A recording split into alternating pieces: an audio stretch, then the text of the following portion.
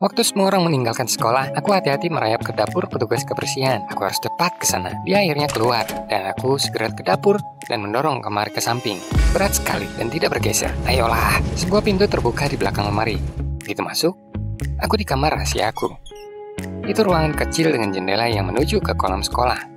Malamnya, Miaku tercinta datang untuk berenang, dan aku melihatnya, diam-diam pastinya. Aku nggak berani bilang bagaimana perasaanku padanya. Dia mungkin mikir aku kutu buku yang menyedihkan. Kami sudah berteman sejak kecil. Sejak ayah Mia meninggal, dia pelan-pelan menjauh dariku. Karena itu, aku fokus belajar, tapi aku tetap mencintainya dan mengawasinya dari jauh. Percikan air menyadarkanku kembali dari khayalan. Mia sudah di dalam kolam renang, dan tiba-tiba, apa itu? Ada memar di lengan dan punggung Mia yang indah. Siapa yang berbuat itu padanya?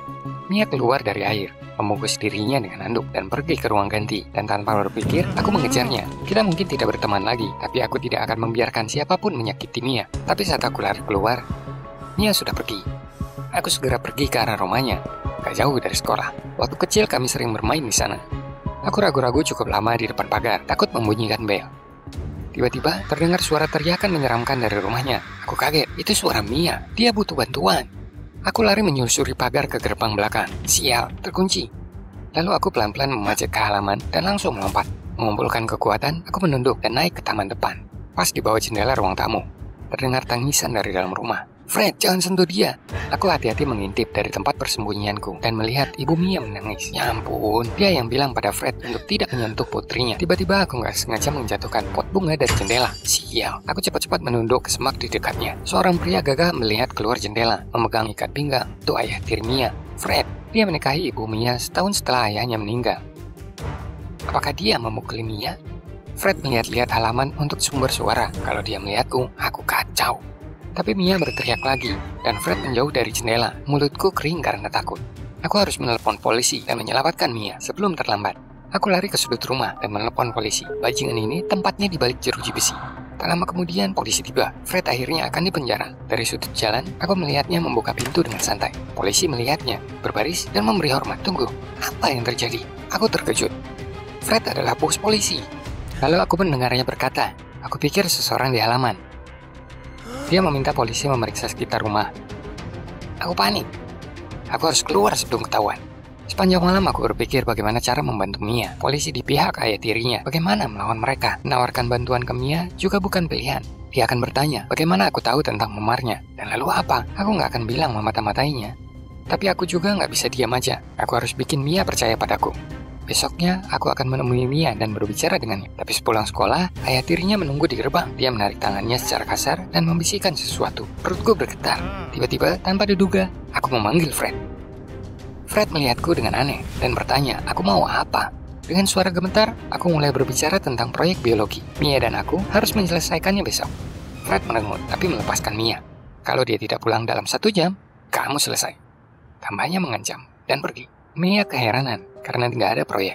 Tapi aku bilang akan jelasin semuanya. Dalam keheningan yang canggung, aku membawa Mia ke kolam renang dan duduk di pinggir. Dan bagaimana aku memulainya?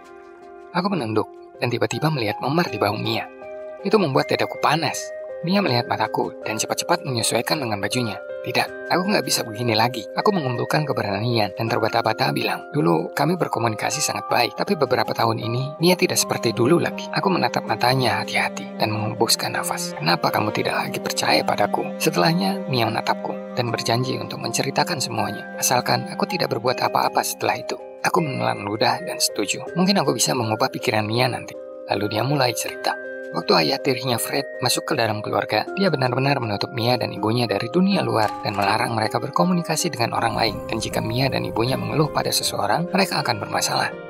Sambil menangis, Mia berbisik, ia sudah lama ingin kehidupan normal, tanpa rasa takut dan sakit. Dia bercita-cita menjadi perenang, tetapi dia hanya bisa berenang sepulang sekolah saat nggak ada yang akan melihat memarnya.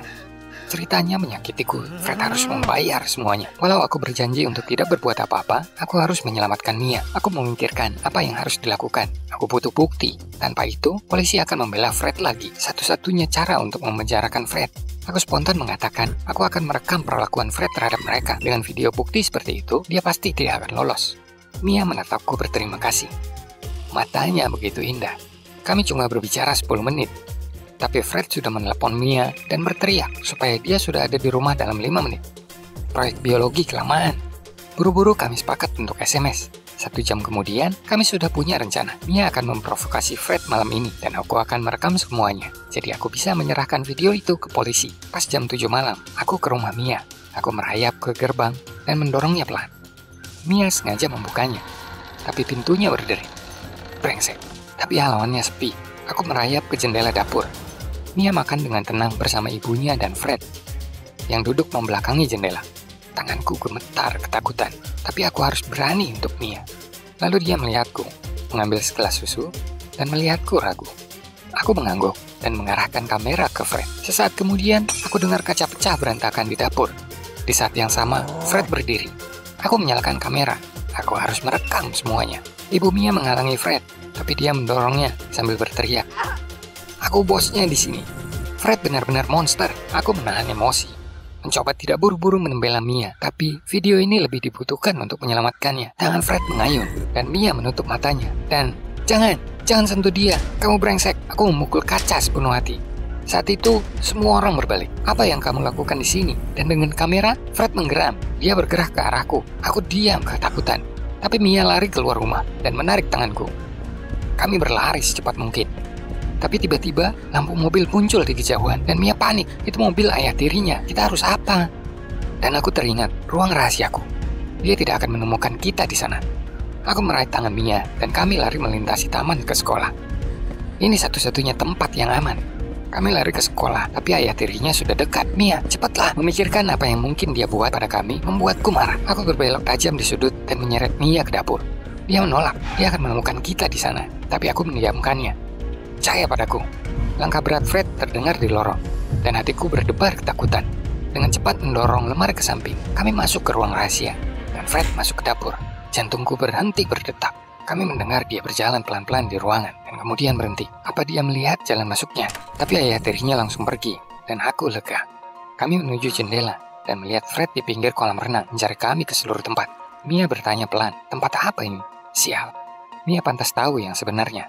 Aku menatap Mia dan ragu-ragu mengakui. Aku mengawasinya dari sini, dan sadar ayah tirinya menyiksanya. Aku menelpon polisi. Aku tidak tahu dia yang bertanggung jawab. Mia menatapku diam untuk sesaat, dan kemudian berteriak kalau itu semua salahku. Setelah polisi datang, Fred menjadi lebih kejam. Aku mencoba bilang aku ingin menyelamatkannya, tapi tiba-tiba jendela diketuk. Ya ampun, Fred mendengar kami. Fred mengambil kursi, mengayunkannya ke kaca yang menutupi jendela ruang rahasia. Dia akan menangkap kita. Aku melihat Mia yang ketakutan, membayangkan sebanyak apa kekejaman yang sudah dia lalui, dan aku marah. Kamu tidak akan menyentuhnya lagi, brengsek. Aku meraih bau Mia. Kamu harus merekamnya. Dia mencoba menghentikanku, tapi aku menatapnya dan berlari keluar ruangan. Aku ke kolam renang dan berteriak, "Hai Fred." Fred berbalik. Hatiku tenggelam. Lalu dia membuang kursi, berteriak marah dan berlari ke arahku. Aku mencoba menghindar, tapi Fred meraihku dan mencekik leherku. Penglihatanku kabur. Apakah ini akhirnya?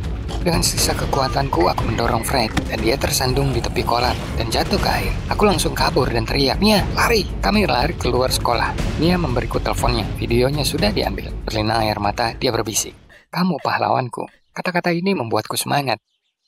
Tapi aku harus memberikan video itu ke polisi secepatnya.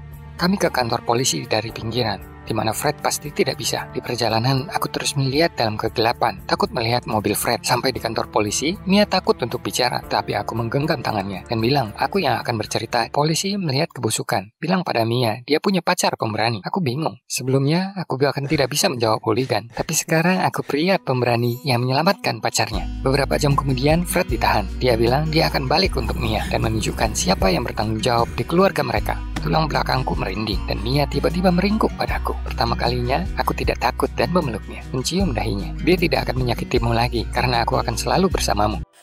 Hai semua, namaku Jen dan aku 18 tahun. Pernahkah kamu melihat hidupmu dan berpikir, ini semua salahku? Aku memikirkannya untuk waktu lama akan apa yang terjadi padaku. Tapi itu jelas adalah kesalahan pacarku dan hanya kesalahannya. Tonton video ini dan temukan bagaimana aku kabur dari pacar psikopat. Aku katanya berasal dari keluarga disfungsional. Ayahku pemabuk dan di saat ini dia memukuli kami. Kepada ibuku lebih sering. Tidak sesering itu pada saudaraku dan aku, tapi tetap kita dipukul. Aku tahu itu berdosa untuk mengatakan ini, tapi seluruh keluarga lega saat dia meninggal. Tapi kebahagiaan ini tidaklah lama. Aku tidak tahu kenapa ibu tidak bisa memilih pria. Dan berikutnya seorang babi. Dia menghina ibuku di setiap percakapan. Dan Leslie pecandu narkoba. Dan itu tidak mungkin untukku tinggal di rumah. Hanya Mila, saudara tiriku yang normal. Tapi itu lebih berat untuknya sekarang daripada untukku. Dia akan segera memiliki bayi. Aku tidak pernah memiliki pacar dan siapa yang akan jatuh cinta pada gadis yang hanya punya uang untuk berkuliah dan tak ada uang untuk pakaian baru. Aku bahkan tidak mempercayainya ketika Alex menghampiriku. Aku berpikir dia salah mengenaliku. Pria itu memulai percakapan denganku. Di saat liburan sekolah, di mana di sana ada lebih banyak gadis yang lebih gaul dan cantik. Tidak, itu tidak mungkin. Tapi ini terjadi. Dia mulai berbicara denganku dan aku memberitahunya sesuatu yang bodoh. Apa yang kamu inginkan? Itu adalah pertama kalinya aku berkomunikasi dengan pria. Alex mulai ada di jalanku lebih dan lebih sering. Dia sopan, manis, dan perhatian. Akhirnya, ya tentu saja, aku jatuh cinta dengannya. Bagaimana kamu akan berusaha untuk kabur dari horor kehidupan nyatamu? Menonton TV, bermain games, membaca buku. Cinta adalah jalan kabur dari realita. Dia tidak bisa ditebak. Dia selalu mempunyai ide di kepalanya. Dia tidak memberikanku hadiah klasik seperti sebuah buket bunga dan coklat. Tidak, dia membungkus permen di kaos kaki. Memberikanku sekantong kelereng, sebotol wine dengan sebuah catatan di dalamnya. Aku tidak tahu bagaimana harus bersikap, tapi tidak ada yang bisa menandinginya. Tidak ada yang melakukannya seperti Alex. Aku sangat bahagia. Di waktu yang sama, sesuatu yang aneh terjadi di keluargaku. Awalnya seseorang menyerang ayah tiriku dan memukulinya. Sangat parah sampai dia ada di rumah sakit selama sebulan dan tidak bisa meneror ibuku yang malang. Lalu Leslie hilang. Itu segera setelah ayah tiriku dipukuli dan ibuku hampir gila ketakutan. Dia berkata seseorang ingin menghancurkan keluarga kami. Aku tidak peduli tentang ayah tiriku. Dia bisa tinggal di sana. Tapi Leslie... Setelah kita mencari seluruh area dan menginjak-injak batas otoritas, Leslie ditemukan orang yang berjalan dengan anjingnya di taman. Telanjang bulat. Leslie tidak mengingat bagaimana itu terjadi dan dia sangat takut. Dan lalu ibuku mulai mengeluh bahwa seseorang secara rutin menghubunginya dan mengancam untuk melaporkannya ke layanan sosial jika dia tidak mengurus keluarganya. Aku mencintai ibuku dan aku takut bahwa seseorang mungkin menyimpan dendam pada keluarga kami. Kenapa kami? Aku memberitahu Alex tentang ini dan dia berkata, "Oke, jika itu berbahaya kamu bisa tinggal denganku." Aku bertanya, "Alex, apa kamu berpikir baik?" Aku tidak bisa meninggalkan keluargaku ketika itu buruk. Berapa kali mereka meninggalkanmu ketika kamu sendirian? Aku akan jujur denganmu, aku tidak bersemangat. Aku sangat terpengaruh oleh ucapan Alex sampai aku memutuskan persetan dengan mereka. Aku ingin hidupku bahagia setidaknya sekarang dan awalnya begitu. Aku bisa terbangun di pagi hari dan tidak mempercayai keberuntunganku. Apa? Tidak ada yang berteriak? Tidak mungkin. Dan ketika Alex menungguku untuk sarapan yang dia buat sendiri, aku sama sekali tidak bisa mempercayai mataku dan meragukan kenyataan akan apa yang terjadi. Kenapa aku sangat bahagia? Apa yang telah kulakukan? Jika kamu menunggu masalah, itu akan terjadi. Bel pertama berbunyi ketika aku tidak sengaja menemukan sebuah anting yang mirip dengan yang saudaraku kenakan di tumpukan baju kotor. Itu adalah anting dengan bentuk seekor ular dengan mata hijau. Sebuah barang unik, dan aku terkejut ketika melihatnya di tumpukan baju Alex. "Di mana kamu mendapatkan ini?" Aku bertanya pada Alex ketika dia pulang. "Mungkin di suatu tempat." Alex mengangkat bahu. Aku berpikir itu sangat aneh, tapi di sisi lain aku bahkan tidak memikirkan hal buruk tentang Alex. Dan siapa yang akan memikirkannya? Jika kamu menyadari sesuatu mencurigakan yang dimiliki orang terkasih dan tercintamu, menurutku hanya sebagian orang yang bisa mengasumsikan hal buruk dari orang tercintanya. Lalu di sana ada pertemuan dengan Victoria, satu-satunya gadis yang bisa aku sebut sebagai temanku. Kita setuju untuk duduk di kafe dengannya. Victoria memberikanku kopi dan es krim dan kita memiliki percakapan tentang sekolah dan lalu kita berpisah. Itu belum jam 8 ketika aku tiba di rumah. Tapi itu adalah pertama kalinya aku melihat Alex seperti ini. Dia bergetar dengan kemarahan dan berubah sangat pucat. Aku takut awalnya bahwa dia sakit. Dia marah dan menanyaiku di mana diriku, dan kenapa itu sangat lama. Aku berusaha membela diriku, tapi dia memotong bahwa aku seharusnya sama sekali tidak bertemu dengan teman. Aku berpikir aku salah dengar. Alex tidak membiarkanku menemui Victoria. Apa? Dan bagaimana dia bisa tahu aku menemuinya? Apa dia mengikutiku? Aku tidak ingin mempercayainya, tapi aku harus mempercayainya. Lalu itu menjadi lebih buruk. Suatu hari aku memutuskan untuk membuang sampah. Aku mencari di kantung mantelku, jaket, kaos, apapun, sampai aku menyadari bahwa aku kehilangan kunciku. Aku menghubungi Alex dan menceritakannya, menangis. Dia mulai menenangkanku dan berkata bahwa dia bisa menyelesaikan masalah ini. Tapi tidak peduli berapa kali aku menanyakannya, dia selalu mulai berputar dan menjustifikasi kenapa kita tidak membuat set yang baru. Di satu titik, Alex tidak bisa menghadapi tekananku dan memintaku, "Lagi pula kenapa kamu pergi?" Lalu aku mengerti akan semuanya. Dialah orang yang meneror keluargaku.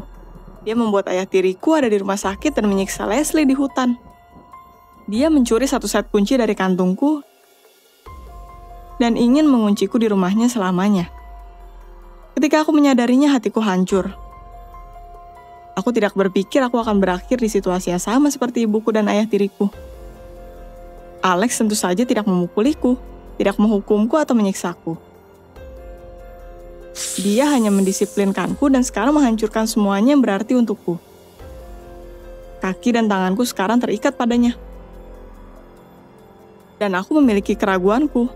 Aku masih berpikir, ya mungkin aku hanya membayangkan ini. Mungkin dia tahu apa yang terbaik untukku. Dan lebihnya, bagaimana jika dia meninggalkanku dan aku harus pulang? Tidak, aku tidak pernah ingin pulang. Suatu hari seseorang membunyikan bel pintu. Alex merengut dan pergi ke pintu. Aku menguping pada percakapannya di koridor. Aku tidak bisa melihat, tapi aku segera mendengar suara saudaraku. Dia bertanya pada Alex di mana diriku. Alex menjawab bahwa aku aman dan bahwa keluarga aku tidak bisa menghubungiku.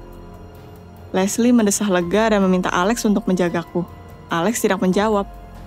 Aku memutuskan untuk keluar menemui Leslie. Dan itu ketika Alex berubah. Apa yang terjadi terlihat seperti sebuah mimpi buruk. Aku mencoba untuk memisahkan mereka, tapi itu terlambat dan Leslie sepertinya akan pingsan. Aku berhasil menghentikan Alex dan menangis, bertanya kenapa dia melakukan ini. "Sayang, ini sangat mudah," Alex menjawab dengan manis. "Dia ingin mengambilmu dari rumah dan membawamu kembali ke neraka dari mana kamu berasal." Hanya di titik itu aku menyadari bahwa Alex adalah seseorang yang gila, dan bahwa aku butuh untuk melakukan sesuatu tentangnya. "Oke," kataku. "Ayo beristirahat dan aku akan membersihkan darah di sini." Alex menciumku dan pergi. Aku menyeret Leslie keluar rumah, mengambil teleponnya dari kantungnya dan menghubungi ambulans. Lalu tak lama, polisi. Alex ditangkap. Leslie berhasil sembuh, bersaksi melawan Alex, dan aku juga. Aku menghubungi Victoria dan memohonnya untuk memberikan tempat tinggal untuk sementara. Dia setuju. Aku mendapat pekerjaan dan sekarang aku menabung untuk kehidupan yang mandiri. Mila melahirkan dan aku membantunya sebanyak yang aku bisa. Leslie berhenti dari narkoba. Ibu, aku harap contohku memberitahunya bagaimana untuk berperilaku. Alex menulis surat untukku dari penjara. Aku tidak membalasnya dan tidak akan pernah. Hai, aku Lisa dan berumur 16 tahun. Apa kalian memiliki fobia? Seperti takut akan sesuatu? Seseorang takut akan kegelapan? Atau badut? Apa yang aku takuti? Sejujurnya, aku takut akan semuanya. Tapi laba-laba adalah pemenangnya. Menjijikan. Makhluk bahaya dari neraka. Karena alasan yang tidak diketahui berada di planet ini. Aku berpikir keras tentang hal itu sekarang. Tapi tahun lalu aku hampir gila karena ketakutan. Kenapa? Mari ku ceritakan. Kita pindah ke Virginia dari Texas dan aku membencinya. Pertama-tama di sini dingin dan musim dingin mulai di bulan November. Tapi itu hanya sebagian masalah. Rumah kita, bagaimana ya? Pernahkah kalian berada di rumah setan di Disneyland? Rumah kita sangat mirip dengan itu. Itu bukan istana, tapi memiliki atmosfer itu. Rumahnya tua, luas, dan menyeramkan. Serius, tidak ada ruangan terang di sana. Di beberapa ruangan, contoh kamarku, cahaya hanya muncul di sore hari ketika mulai gelap. Dan di waktu lainnya, hanya ada kegelapan. Dan lantainya itu selalu berdecik. Tapi bagian yang paling menyebalkan adalah serangga bodoh. Benar deh, awalnya kita harus sering memanggil petugas serangga. Lantai kamar dipenuhi kecoa mati. Dan ada serangga kasur juga. Pada malam hari, udara dipenuhi dengan ngengat. Dan tentu saja ada laba-laba. Aku akan menyebutnya monster berukuran besar. Tarantula tropis mungkin lebih besar. Tapi aku tidak yakin dan tidak mau tahu. Tapi laba-laba ini sangat besar. Aku takut dengan yang kecil, tapi ini berukuran sebesar tanganku. Tentu kalian berpikir bahwa konyol jika takut pada serangga. Tapi OMG, beberapa orang takut dengan air. Ada yang salah dengan fobia itu. Suatu hari aku melihat laba-laba memanjat bajuku di kamar mandi. Aku histeris dan berteriak. Aku menolak untuk memakai baju. Tidak ingin kembali ke kamar mandi. Sepertinya makhluk itu berukuran sebesar telapak tanganku. Mungkin lebih. Semua orang mencoba menenangkanku. Tapi aku tidak bisa tenang. Aku ketakutan setengah mati, sampai aku tidak bisa tidur di malam hari. Aku selalu memikirkan laba-laba sialan itu ada di mana-mana. Dan tidak hanya di sarang mereka di sudut, tapi mereka bergerak kemana saja, ke meja, lantai, keranjangku. Apa yang terjadi mengingatkanku dengan zombie, dan tujuannya adalah menghukumku sampai aku mati. Akhirnya aku tertidur dengan tidak tenang. Aku memiliki mimpi buruk tentang laba-laba. Dan mereka semakin banyak dan banyak dan banyak. Sial. Aku tidak bisa memusnahkan mereka.